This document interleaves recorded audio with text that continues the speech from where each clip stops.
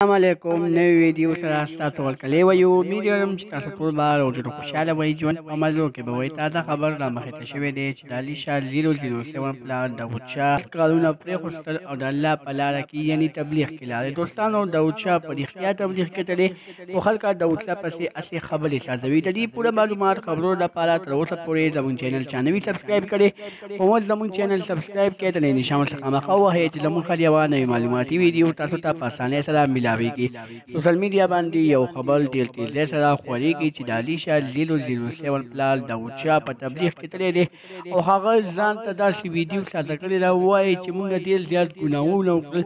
زموږ نه ډېرې زیاتې ګناهونه وشولې، موږ د الله تعالی